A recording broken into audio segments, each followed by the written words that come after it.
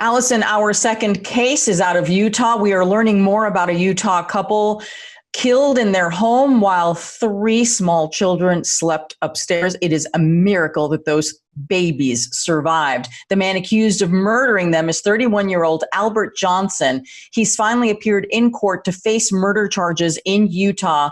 Let's dive into the details of this case. Alison, this is actually a case that's been going on for several weeks. And right. He was on the run. He was on the run, and then he gets captured. So, but let me say, when you look at the picture of this couple, that woman's smile is one of the most beautiful smiles I've ever seen in my life. I mean, she looks like someone that I want to hug. Anna, did you see her? They're picture perfect. They're like, they're that beautiful, typical picture perfect blonde family. But I mean, she looks kind. This woman looks just lovely. So here's what happens. This guy is low on cash. He needs money. Okay. I'm sure that this pandemic, and by the way, one thing to be said about this case that I worry about is that I think that there may be a trend of home invasions because people are hurting for money and they've lost their jobs and they're desperate, and desperate people commit very brutal crimes at times. So this is extreme though, Alison. This is extreme, and there's a little bit of a backstory. It's not that it was completely random either. No, it was not random. It was that he had sought job employment from Mr. Butterfield, from the father. They own like a landscaping business, I believe, or something like that. They did, yes, the Butterfields. So he knew him. He goes in wearing a mask. Well, first apparently the authorities say that Albert went in and asked for a job. We believe that he may have been turned down. We're not really sure because he has a prior criminal history. We don't know that that's the reason or whatever, but let's put that in the fact base here. Okay. And so that's part of it. That's part of it. He needs a job and he can't get one. So this happened on April 18th. And a neighbor called 911 saying that they had heard gunshots and a woman screaming around 1:15 in the morning. And this is at the house of Tony and Katherine Butterfield, devout Mormons who served on numerous missions. And again, 3 children under the age of 4 sleeping upstairs. Take it, Alison. So this guy comes into their home while they are sleeping. He's wearing a mask. He goes upstairs, and you're right, these 3 precious children are there, and thank God they remained unharmed. Bashes down their door. He gets $20 from them and 2 cell phones. He leaves the house. Now, the psychological torment would have lasted forever for them, but they are physically unharmed at that point. But he left something behind, didn't he? He forgot his car keys. He left his car keys. So what does he do? He goes back into the home.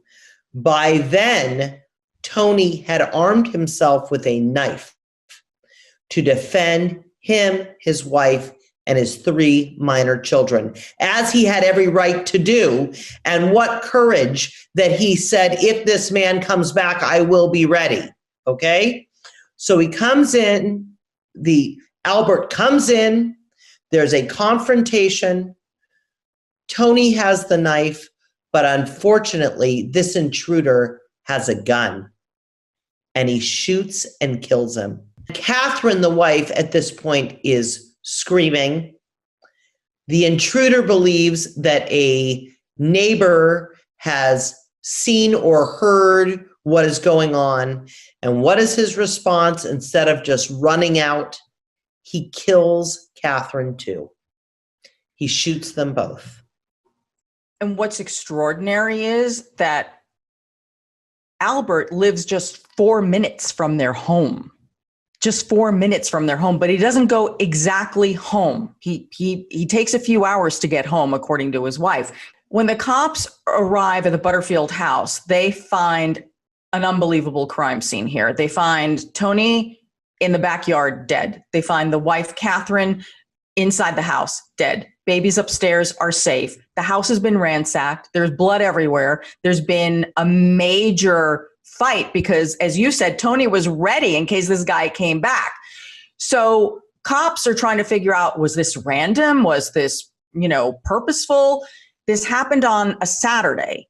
By Monday, they already have a suspect. Correct. They already know who they're looking for. They're looking for Albert, which is very interesting. Albert takes off, as you say, but in the meantime, Albert's wife starts telling the police how she helped Albert. Whoa. Anna? What? Yes? There's a whoa. What's the whoa? Not initially tell the police. I'm sorry. Right. And now she has been charged with obstruction of justice.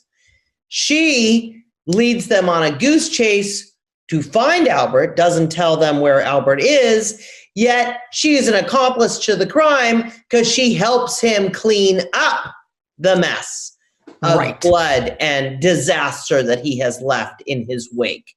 So she is very much involved in this criminal act. Oh, absolutely. This is what she tells everyone. So Albert's wife told police that on the night of the couple's murder, this is finally when the wife is cooperating with police, that he came home somewhere between 3 and 4 a.m. Remember, they live like 4 minutes away from each other, and the intrusion and murders happened slightly after 1 a.m. He told the wife, he claimed that someone had stabbed him and that his life was over. Well, it's true. He was stabbed. Whether his life was over, well, I would say, yeah, in many ways.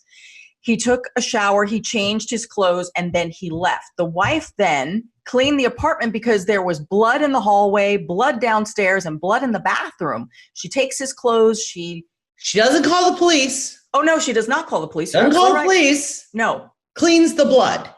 Yes. And disposes of his bloody clothes, which would not only have his blood, but the Butterfield's blood. And there'd be no reason for him to have any Butterfield DNA on him. So, she disposes and by the way, that of is the classic definition of obstruction of justice and an accomplice after the fact. So anyone that is trying to conceal a crime and aids essentially in the cover-up of that crime is going to be guilty of an offense. Oh, absolutely. I don't have any sympathy for her. But I do want to have a conversation that we can throw out to our listeners after we talk about it specific to her. Oh, okay. Very good. So then, now we still know Albert's on the run. Albert has made his way to California. And that's interesting because Albert's previous arrest and imprisonment took place in California. Sometimes people are not that smart when they run. They return to the scene of their crimes. Right, don't they? Absolutely. And of course, police have already issued not only a warrant, but everyone's on the lookout for him. And they have a description of his car. The U.S. Marshals are looking for him. And of course, they spot the car, his 2008 Toyota Corolla, which leads them straight to Albert. When they go to arrest him, he resists arrest, and there's a massive fight, I guess, to restrain Albert, because if you look at his mugshot... You've got to put that booking photo up. Oh, yeah. Boy. He was hella beaten up. Oh, my God. Yeah, he's got a black eye. He's swollen on the other side. I mean, he definitely looked like he got a beating. Yeah. Now, the arresting officers and the U.S. Marshals said that he had wounds, what appeared to be stab wounds on his arms and his legs. Because remember, Tony Butterfield stabbed him in the fight. Attempt to defend himself and his family. Oh, yes, of course.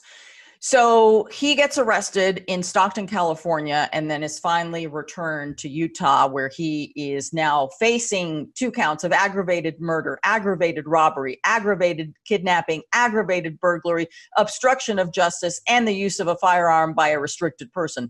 That would probably mean because he was had a criminal history. What does the aggravated mean? I mean, isn't murder? Like, what is aggravated? I'll tell you what it is. So there's certain things that make you eligible for the death penalty. So when you have an aggravated murder, you have either a lying in wait, or it was especially cruel or heinous. This case is death penalty eligible.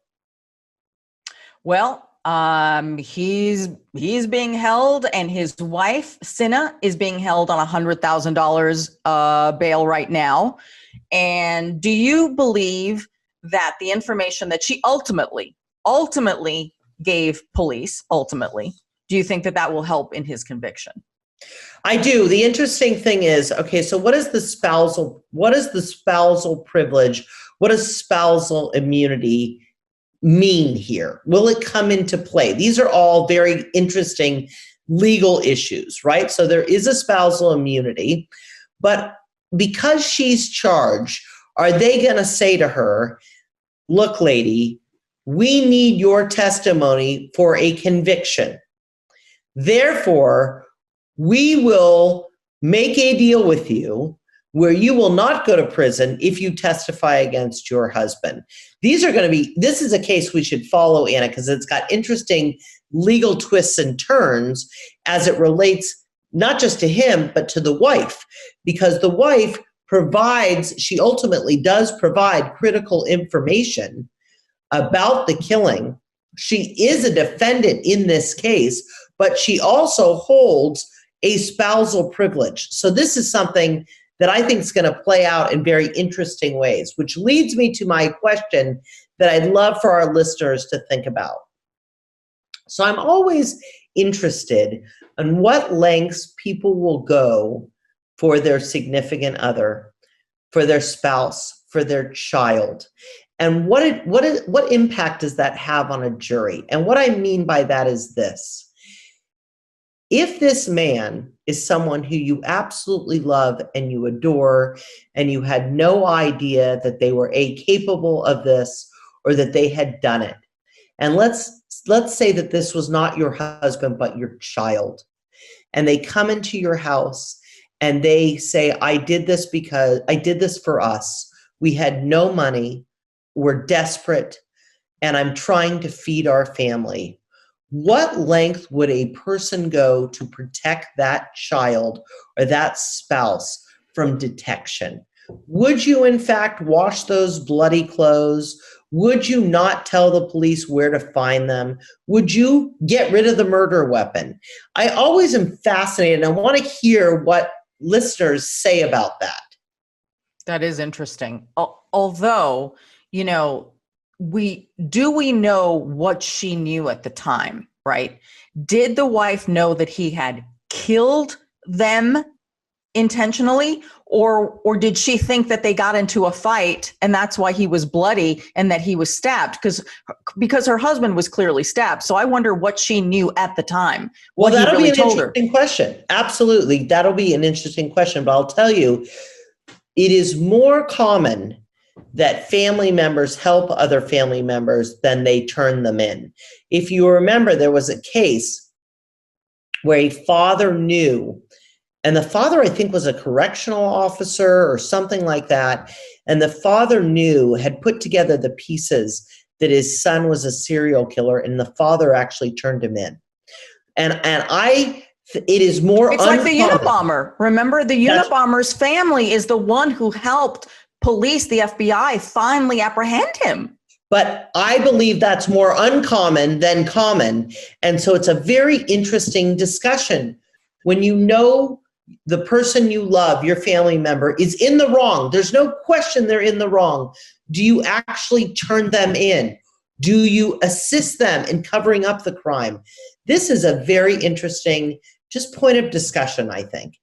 And we have a very vocal group of subscribers on YouTube, and I love the comments. I'm always reading them. I try to respond to the comments because they also have wonderful theories on things and raise questions that we may not have answers to. So it's very interactive, and I love that. But I want to follow up on something you said about the wife.